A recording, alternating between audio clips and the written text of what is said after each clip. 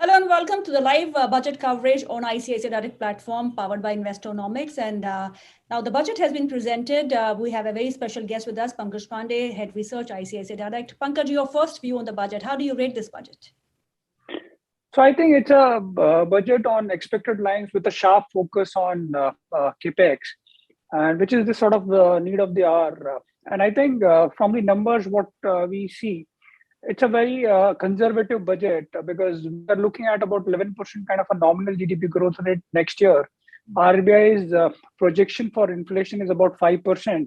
So that means what you're penciling is about 6% kind of a real GDP growth rate, which is very conservative. And I think the backdrop to this could be a potential fourth wave or a fifth wave or a COVID-related disruption on the overall economy. So from that perspective, it's a very conservative budget. And I think in FY22, we are expecting about 17-18% kind of a nominal GDP growth rate, which is on expected lines. Okay. I think, like I said, the highlight of the budget is the higher capex spend, what government is looking to do. Budget last year projected a capex of nearly 5.5 lakh crores. Now that number is revised for this year itself to about 6 lakh crores. And on top of it, also, you are expecting a good growth to nearly 7.5 lakh crores.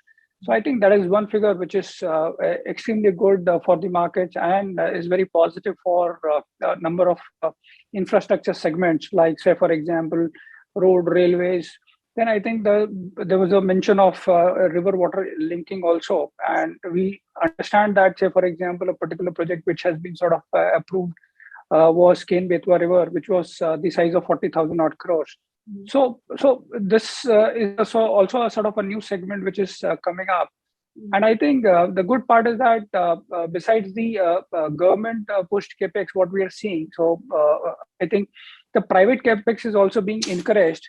And which is where we have seen probably the PLI benefits coming from the hearable and wearable side. I think the quantum and the overall specifics is yet sort of not known. But what the government is looking to do is that it is pushing its own pedal through its own capex or public expenditure, public capital expenditure. And also it is encouraging private sector to sort of do more spending, especially through the PLI scheme. And again, to new age sectors. So from that perspective, you're sort of changing the color of the overall GDP growth, what you're looking at. So that way, I think budget is very progressive in terms of or growth-oriented budget from the perspective that you're pushing capex, because capex solves a lot of problem in terms of higher or better economic growth. Then an after effect of a good capex is also the employment generation and also the lifting of the poverty. So from that perspective, these are the positive ones. I think where the market are seeing a bit of a muted reaction is largely on the divestment side, because last year the government was expecting closer to 2 lakh crores. Now that number is revised down to about 78,000 odd crores.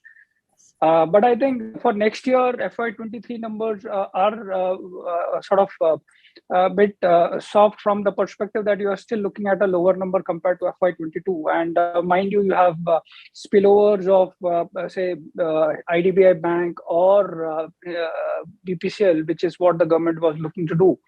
So from that number, that looks off. But I think a context to that could be that the government is very conservative. Like if you look at the GDP growth rate for next year, that's pegged at 11%, whereas most of the economic projections are hovering 7% or 8%.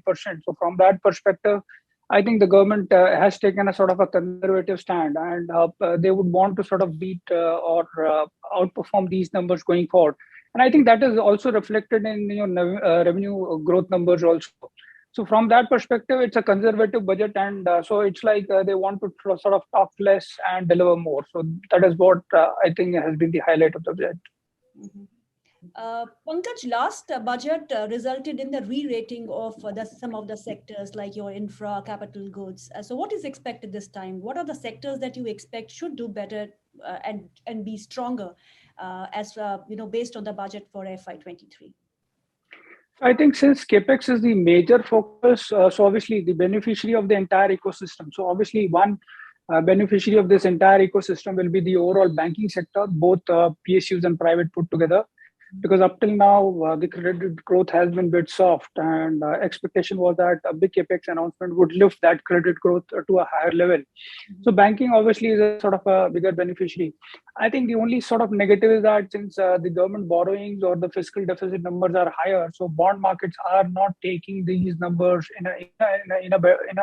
they're taking it in a sort of a negative way. But banking overall is expected to benefit because one, structurally your credit cost is sort of coming down, and credit growth was the only variable which was missing in the overall banking as a pack. And then beside that, capital goods and infra is another set of companies what one should look at along with cement. So in the capital goods, again, since you are sort of doing a lot more capex, I think both short cycle and long cycle product companies will benefit from this. And mind you, this is a capex which is entirely different from what we have seen historically. For example, data center getting an infrastructure status is something new which we haven't seen. And mind you, data as a center requires good amount of capex because it's usually measured in megawatts because power is the main consumption there. So capital goods is another sector which should benefit. And beside that, since the allocation towards road, railways, plus water is on elevated levels, so we'll have road EPC players and other EPC players which will benefit from this kind of an opportunity. So I think banking, capital goods, and infra are good. Then I think for any kind of a housing project or any kind of a infrastructure project, you require both cement as well as steel. So obviously, ancillary benefit will go towards cement and steel. In cement, structurally, it is expected that they'll grow higher than the overall real GDP growth rate. So, which is why a cement industry sort of delivering 8 to 9% kind of a growth will look very much possible. So, I think these are the pockets where we would expect a positive rub-off from the budget once this entire detailing of the budget is done and the sinking or the entire budget is digested. Pankaj, one last question. Emergency credit line guarantee scheme extended till March 2023. How do you think this is going to help the MSME sector? And will this help in real job creation, which has been missing till now? Absolutely. I think MSMEs have been impacted the most. In fact, 80-85% of the job creation is with them. So this is one pocket which has been badly impacted. And like I said, I think government is yet not sort of turned overconfident that COVID is over. So which is why they would want to sort of maintain the easy credit lines or maintain that easy liquidity ecosystem for MSMEs. So I think this is a step in that direction. And I think in case if we don't get our sense is that government is going to comprehensively beat most of the numbers what they have penciled in the budget. So from that perspective, I think the numbers or the segments what they've focused on are in the right direction. Pankaj, but all the assumptions have been made at crude between 70 and 75. But if the crude prices surge beyond $100, which many of the reports are pointing to, then what happens? Correct. So obviously, crude historically is not expected to remain at elevated levels. So now you have a geopolitical tension because of which crude is expected to remain at elevated levels for some time. But it is very difficult to sort of pencil in crude at elevated levels because somewhere down the line, then you will have other segments start looking attractive. So whether shale gas production can obviously go up. So you have number of things which can sort of do. But I think the good part is that since you have prepared a conservative budget, especially say for example, divestment target being far more lower, obviously you can sort of divest a lot more and raise more resources. So that way, I think budget is sort of figuring or the risk is on top of the mind compared to the opportunities which could unfold next year. So, like I said, it's a more of a conservative and a budget with a sharp focus on infrastructure. Questions don't end when the budget day is here. Last question, digital rupee to be rolled out by 2023 and cryptos to be taxed at 30%. So I think one good thing is that rather than sort of killing cryptos, you're looking to sort of tax them and benefit from this, the volatility what you see in cryptos. So that's a sign of a relief. I think cryptos need to be sort of understood in terms of risk and the kind of return what it offers. But I think as a first step, it needs to be regulated. I think, which is where I think the government has taken that primary step. The other thing is that digital currency, so both crypto and digital currency, the technology background is largely the same, which is blockchain. And see, digital currency will have a lot more benefits because if I recollect it right, we spend more than 1% of the GDP on physical management of the currency in terms of printing and circulation.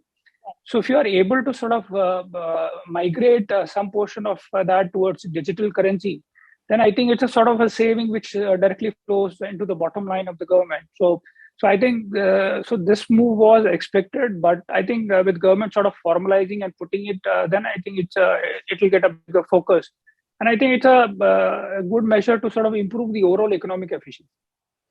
Thank you so much, Pankaj, for your time. Thank you so much. Thank you so much.